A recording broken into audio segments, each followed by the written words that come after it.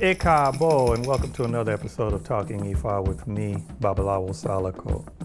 In today's episode, I want to respond to a listener, a viewer who sent me a question. They wanted me to cover, what does it mean to be a child of an Òrìṣà? Or how can you be a child of an Òrìṣà? So I decided to cover that topic today. But before I get started, I ask you to please continue to like, share, and subscribe so that we can continue to grow and help as many people as possible with this information. With that being said, let's talk. Greetings. I'm Babaláwo Sàlàkọ. I was initiated as a priest of Ifá and Ọbàtálá in Nigeria in 2006, and I've been practicing the Ifá Òrìșà religion for over 30 years now. My mission is simple: to help those who are new to the religion or lost in the religion. So if that's you, then buckle up and join me. This is Talking Ifá.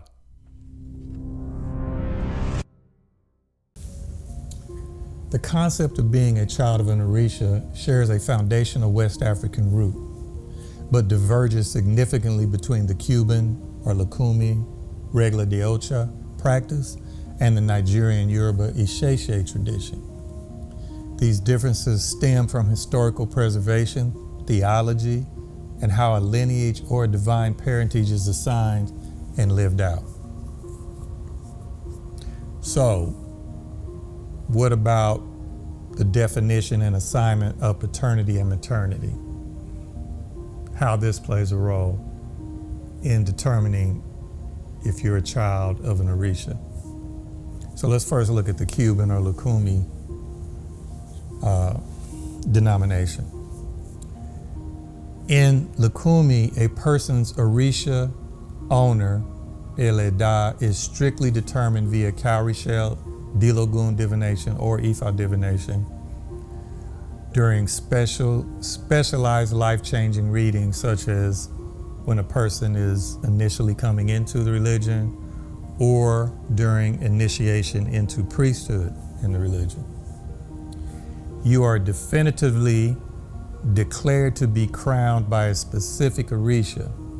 Could be Yemoya, Shango, etc., who becomes your primary divine parent for life, dictating taboos that you must follow, character expectations related to that particular Òrìṣà, and ritual roles.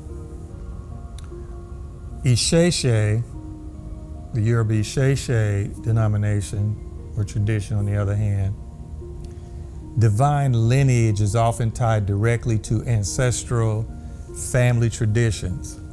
Okay? Ilé Òrìṣà, community, or an individual specific Ori. While divination still confirms alignment with a particular Òrìṣà, a person might work with a specific Òrìṣà of their bloodline or compound rather than receiving a broad absolute declaration that they belong exclusively to a single newly minted cosmic parent or Òrìṣà. Okay, so the focus isn't always in Ìṣẹ about this new, this other Òrìṣà that's just meant for you. But on the other hand, you can get a divination because this is the tradition in Ìṣẹ in Nigeria, but of course it's modified when it comes to the diaspora. So for instance, here in the United States, many of us who join the religion are the only ones or the first ones in our family, so there's no family lineage, or at least a lineage of our living family here. Now, if you go back in our lineage and ancestors in Africa, maybe, but not of our living family here in the diaspora, say in the United States, for instance. So therefore, we have to adjust and do things differently.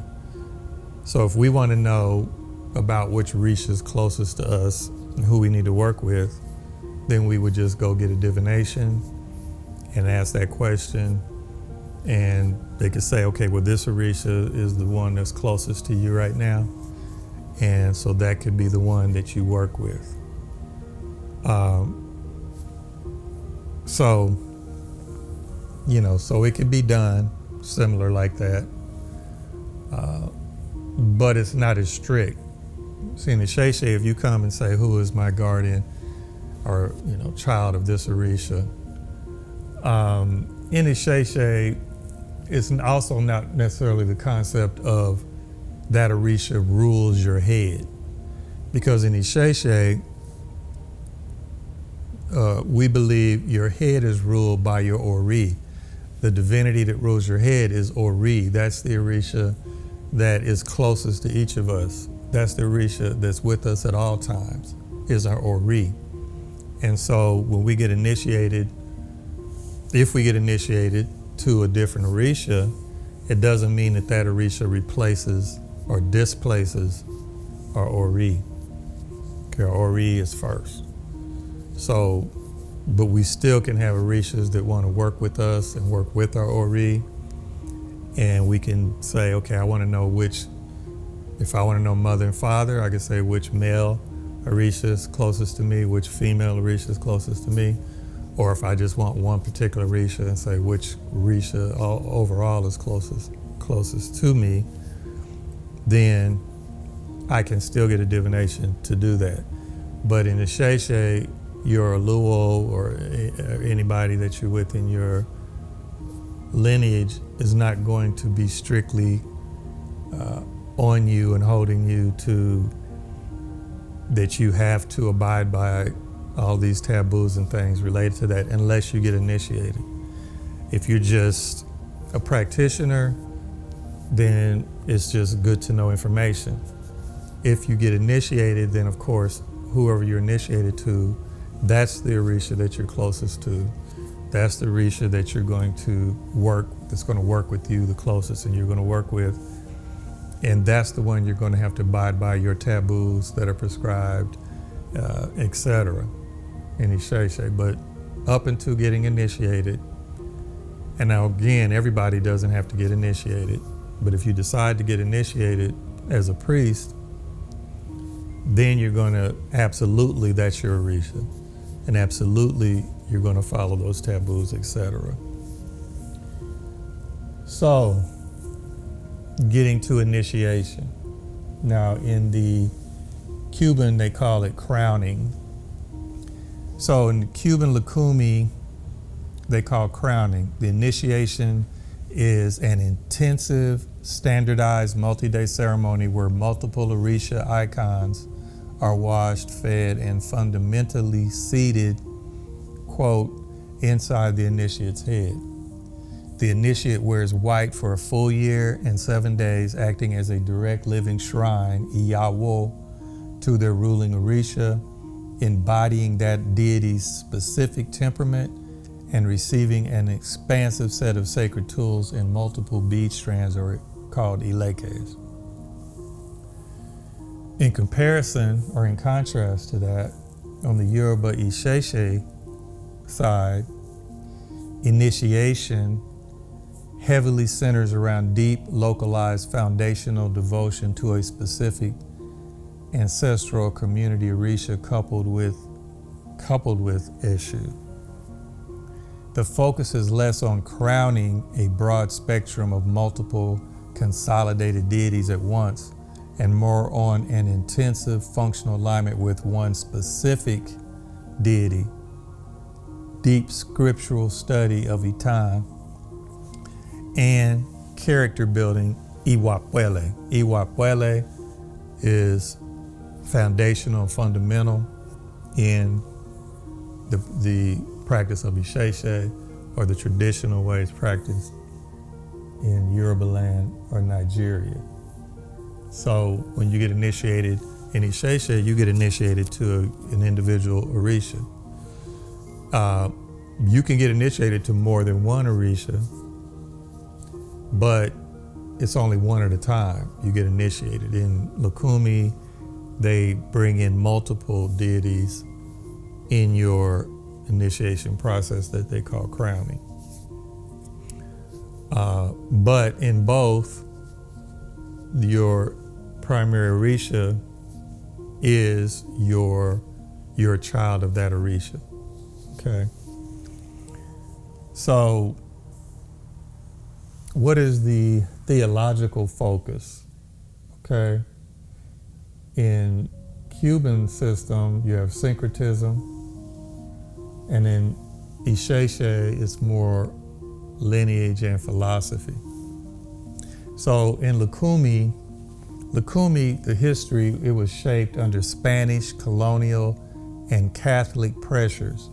Lucumi integrated European spiritism and Catholic saint alignments. Being a child of an Òrìṣà heavily emphasizes an extended, tight-knit godparent-godchild network, or Ęgbę, functioning as an adopted family substitute in the diaspora. And that is important because in Yoruba land, of course, people had their lineage and their family. But when the practice or tradition came into the diaspora, like I said, many people who joined were the first ones in their family, the only ones in their family. There was no family tradition or lineage. So an Ęgbę, or house, had to be formed to build your spiritual family here, and that's kind of what they did in the Cuban system. So again, in Ìṣe, it retains its uninterrupted pre-colonial indigenous framework.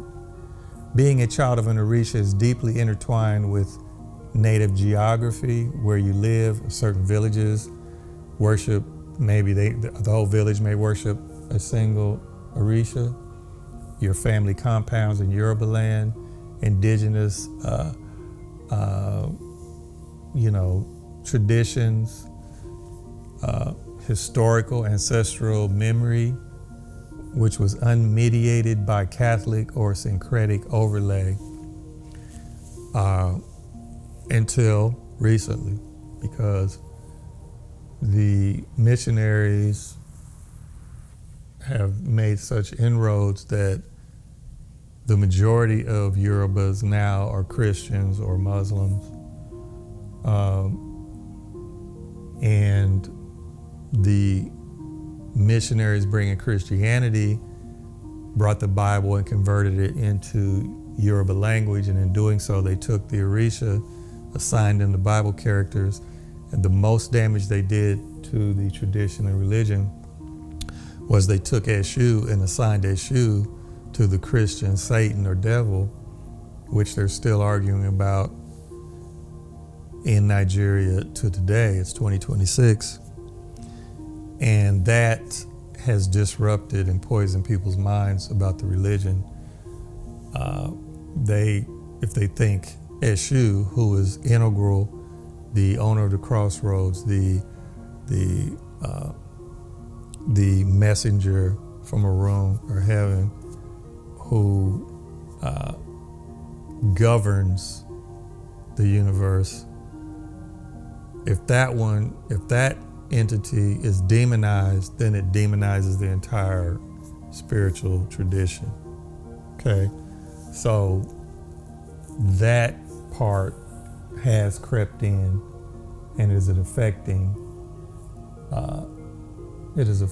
people a little bit there. So there's no such thing as purity, it seems nowadays, but there are differences. So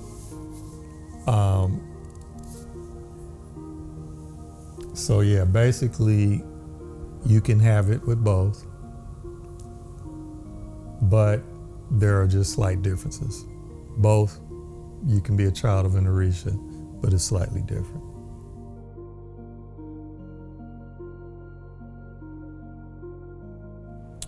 So, what am I saying? So, to be a child of an Òrìṣà, basically I did a comparison today between the Cuban Lucumi, Regla de Ocho system or denomination of the tradition, and Ìṣẹ, or the Nigerian, the Yoruba version, or of the tradition. So now, it's not saying it's right or wrong. There's nothing wrong with being a child, or, the concept of a child of an Òrìṣà. But in general, the Cubans are popularized that. They do that, and it's all over. It's ubiquitous now, and everybody wants to know, which Òrìṣà am I the child of, or who is my head Òrìṣà, who, they says in the Cuban, who rules my head, or or who is my mother and father in Òrìṣà. And so that's very popular. So it's not saying that doesn't exist in Ìṣẹ, but it's not the same, it's not the same intensity, it's not the same, because again, in Ìṣẹ, we believe that all of the Òrìṣà can work with you. And there are some that may be closer to you, and some may be, you might be like a child of that particular Òrìṣà. You may be a child of Òṣun, or a child of Ọbàtálá, born to be with that Òrìṣà, wants to be closest to you. But that's not necessarily the case on the Ìṣẹ side for all people, meaning you can be close, a particular Òrìṣà may be close to you this year, and then next year may be a different one that wants to really work with you. We believe in Ìṣẹ that you shouldn't reject help, right? So if another Òrìṣà wants to work close with you, work close with that Òrìṣà. It's not saying, well, I can only work with one. But on the other side, you can just work with one, right? There's, like I said, there's entire villages, family lineages, where they all, like Maluo, everybody in his lineage is Ogun, right? So they go get initiated to Ogun. That's his family lineage. So it's not anything that they would need to go get a divination or anything like that to see if they should be with Ogun. It's their family history, their family lineage to be with Ogun. That doesn't mean they're only with Ogun. I mean, they're Maluo is also initiated, obviously, as a Babaláwo to Ifá Romula. They can be initiated to any other Òrìṣà, some to Ọbàtálá, etc. But they also make sure that they're initiated to Ogun because that's their lineage. So there's not only one way, the right way, there's many different ways that are correct. But if you want to go and say, well, who am I a child of? Who is my mother and father in Òrìṣà? And you go get a divination and identify who's closest to you at that time, fine. You can work with that Òrìṣà. If you want to work with that Òrìṣà the rest of your life, that Òrìṣà will always be there and help you, right? So there's nothing wrong with it. It's just a difference in traditions and the way things are done. So I hope that answers your question. And if anybody else has any questions or things they would like me to cover, I can't guarantee or promise I'll be able to cover all of them, but I will do my best to cover what I can. So again, thank you for joining. I pray that everyone is blessed by their Ori, their ancestors, their honored ancestors, and all the Òrìṣà. Àṣẹ, Àṣẹ, Àṣẹ Ṣe O.